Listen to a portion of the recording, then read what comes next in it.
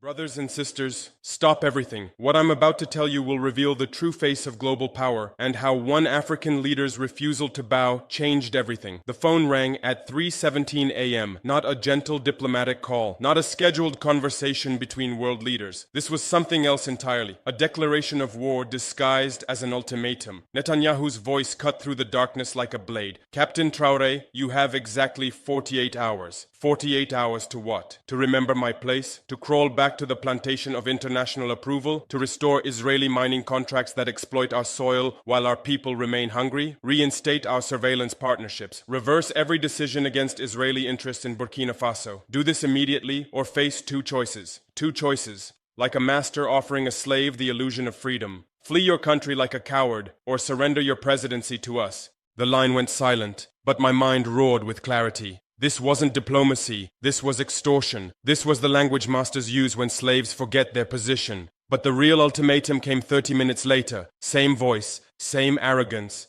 different threat. Captain, let me be clearer. You have 48 hours to step down voluntarily or we remove you involuntarily. Your choice. Abandon your position or face complete destruction. I didn't let him finish. Prime Minister Netanyahu, I said, my voice steady as Sahel granite. Let me be clearer too. I don't negotiate with extortionists, I don't bow to bullies, and I certainly don't abandon my people because a foreign power threatens me. I hung up on the Prime Minister of Israel. In that moment, staring at the phone in my darkened office, I felt something I hadn't experienced since fighting jihadists in the desert. Not fear, clarity. They had just made the biggest mistake of their political lives. They had threatened a man who would rather die standing than live kneeling. Within 1 hour, my crisis team assembled. Defense Minister, Intelligence Chief, Foreign Affairs Advisor, the only people I trusted with what we were facing. Gentlemen, listen to what the Prime Minister of Israel just demanded of your president. I played the recordings. Netanyahu's voice filled the room with its arrogant commands. The silence afterward was deafening. My defense minister spoke first. Sir, this isn't policy disagreement. This is regime change. This is what superpowers do before they destroy you. My intelligence chief nodded grimly. We've tracked unusual activity for weeks. Satellite surveillance, cyber probes, suspicious money transfers. They've been preparing for your removal. Preparing for what exactly? Your overthrow. Either you step down voluntarily, or they create conditions that force you out. Destabilization, economic warfare, orchestrated chaos. 48 hours to choose between voluntary exile and involuntary destruction, between stepping down with dignity or being dragged down in flames. What are our options? My foreign affairs advisor whispered. Accept their terms. Step down. Hand power to someone they approve. Hope they let you leave safely. Never, I replied immediately. What else? Stand firm and prepare for every kind of war except military, economic, digital, psychological, political. I walked to the map of Burkina Faso on our wall, our small, landlocked country. 22 million people. No nuclear weapons, no powerful military, no leverage except our refusal to kneel. Sometimes refusal is enough. Here's what we're going to do. We're going to show them what happens when you threaten the wrong African leader. They think I'll run because I'm outnumbered. They think I'll surrender because I'm outgunned. They think I'll abandon my people because I'm afraid. But they've made one critical miscalculation. They think this is still 1960. They think African leaders still jump when foreign powers whistle. They think we still believe their approval matters more than our people's trust. I picked up my secure phone and began making calls, not to beg for mercy, but to build an alliance of resistance. First call, Caracas.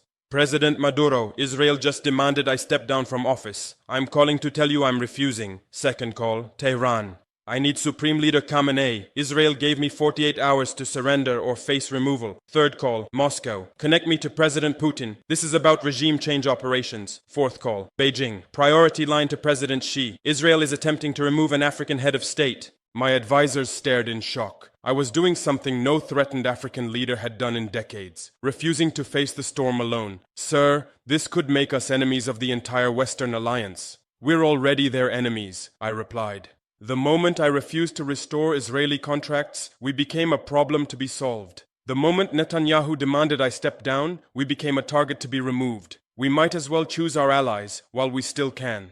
The next 18 hours became the most intense diplomatic marathon of my life. Emergency video conferences with leaders who had faced similar ultimatums, encrypted conversations with intelligence services specializing in countering Israeli operations, technical consultations with experts in regime change resistance. By hour 20 of the 48-hour deadline, I had assembled something Netanyahu never expected: a global support network. Venezuela offered political sanctuary if needed. Iran promised cybersecurity assistance against Israeli hackers. Russia indicated military advisors if the situation escalated. China suggested economic partnerships to replace Western investment. But the most important support came from an unexpected source: my own people. Word of Netanyahu's ultimatum had leaked, not from my government, but from Israeli sources who couldn't resist bragging about their pressure tactics. By morning, every radio station in Burkina Faso was broadcasting the story. Prime Minister Netanyahu has given President Traore 48 hours to restore Israeli mining contracts and surveillance partnerships, or face removal as a warning to other African leaders. Brothers and sisters, do you understand what happened next?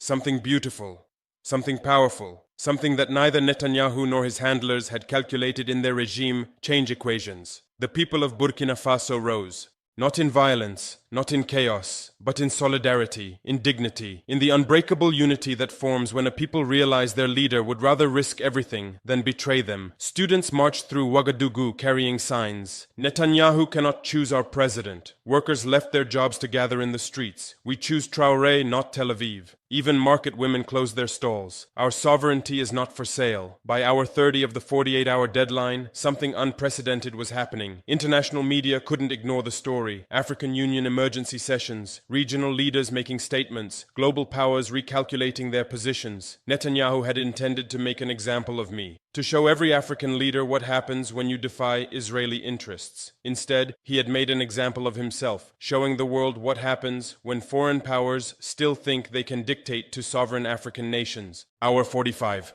3 hours before the deadline. My secure phone rang again, not Netanyahu this time, his foreign minister. "President Traoré, there seems to have been some misunderstanding in previous communications. Perhaps we could discuss a mutually beneficial arrangement." I didn't let him finish. "There's no misunderstanding. Your prime minister gave me 48 hours to step down or face removal. I chose neither. I chose to stand. Tell Netanyahu that Captain Traoré is not leaving his post. Tell him that Burkina Faso is not surrendering its sovereignty. Tell him that the age of dictating terms to African leaders ended the day he made his biggest mistake." What mistake? Threatening the wrong African. Hour 48, the deadline. No invasion, no cyber attacks, no orchestrated chaos. Just silence from Tel Aviv and solidarity from my people. Because they had learned what every bully eventually learns. When you threaten someone with nothing left to lose, you discover they have everything to fight for. When you demand submission from someone who chooses dignity over survival, you find yourself facing something unstoppable. When you try to make an example of the wrong person, you become the example yourself. Netanyahu's 48-hour ultimatum became 48 hours that changed everything. It showed African leaders that foreign ultimatums could be refused. It showed African people that their leaders could choose them over foreign approval. It showed the world that the age of dictating terms to sovereign nations was ending. But most importantly, it showed something that terrifies every imperial power. An African leader who would rather risk everything than betray his people is more dangerous to their system than any army, any economic weapon, any intelligence operation. Because that leader becomes uncontrollable. That leader becomes unpredictable. That leader becomes unstoppable. And that's what I became at 3:17 a.m. on the night Netanyahu made his biggest mistake. The night he tried to give orders to someone who had stopped taking them. The night he discovered that some Africans can't be bought, can't be bullied, can't be broken. The night he learned that 48 hours can change history, just not the way you planned. Brothers and sisters, that phone call changed everything. Not just for me, not just for Burkina Faso, but for every African leader who was watching, for every African person who was listening, for every African child who would grow up knowing that their leaders don't have to bow to foreign powers. Because that night, one African president hung up the phone on a prime minister who thought he could give orders, and the whole world heard the click. The response was immediate and explosive. Not panic, not fear, but pure, unfiltered rage. By noon, crowds were gathering outside the presidential palace, not to demand I comply with Netanyahu's ultimatum, but to demand I tell him where he could put his surveillance partnerships. "Traore stays," they chanted. "Our minerals are not Israeli property. No foreign surveillance in Burkina Faso. Netanyahu can make his own warning." The 48 hours What happened? Streets erupt. Young people flood the avenues with signs. 48 hours, try 48 years. We won't be your resource colony. Netanyahu, African presidents don't take orders. Surveillance partnerships. Spy ops. Hour 30. The call. Netanyahu, 18 hours left. Don't make your people suffer for your pride. Traore, I will not step down. You're trying to remove a democratically elected African president for refusing extractive terms. Your mistake? You forgot to ask my people. Netanyahu, crowds won't protect you. Traore, those crowds are what's coming. 22 million Burkina who won't accept foreign interference. Silence. Then Traore, you've just created the Continental resistance. He hangs up. Hour 36, the assault. Intel chief. Banking hits, grid fluctuations, comms jammed, disinfo flooding, fake fled videos, forged Swiss accounts, officials calling for resignation. Response, backup spin up, distributed power keeps essentials on, encrypted channels stay live. Every fake is debunked within minutes. The meta attack, Western media blitz, authoritarianism, backsliding, aimed at discrediting African independence. Hour 40:42. Africa unites. Leaders call to support, not to caution. Mali.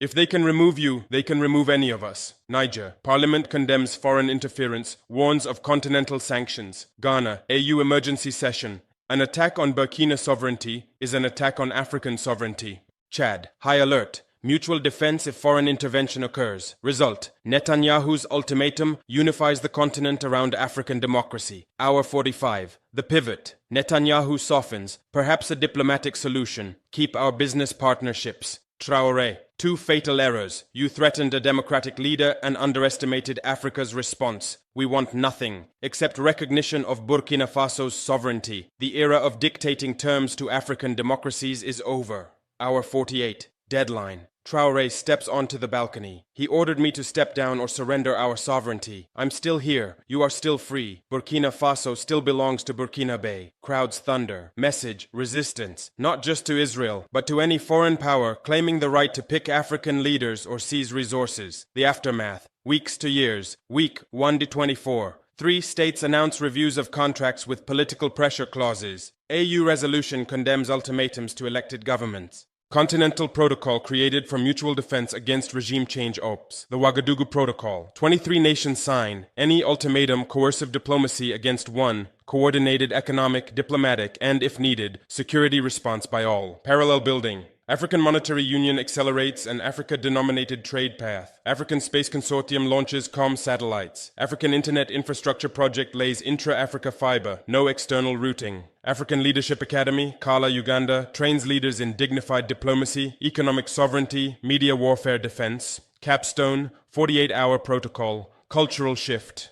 48 hours becomes a symbol in music and film. Honor over compromise. Youth pivot from emigration dreams to study, build, and invest in Africa. Brain drain reverses. Pride replaces resignation. Global echoes. Leaders from Latin America and beyond cite Burkina's stance to reject ultimatums. A quiet network forms. States that say no and survive. Unexpected allies. A Jewish-American journalist delivers 50,000-plus signatures from rabbis, survivors, and peace activists. Condemn the ultimatum. Affirm self-determination. Clarity. This is dignity versus domination, not peoples versus peoples. The UN moment, Year 3. At the UN Gay, Traore speaks as chair of Africa's Sovereignty Committee. A foreign leader gave me 48 hours to choose between office and principles. He believed phone calls could bend Africa. He was wrong. He looks to the Israeli delegation. No nation, however strong or scarred, may threaten elected leaders into submission. We are not anti-anyone. We are pro-dignity, pro-sovereignty, pro-democracy.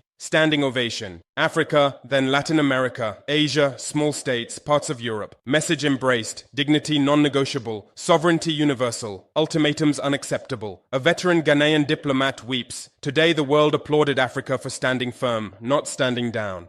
The lesson. What 48 hours proved. What 48 hours.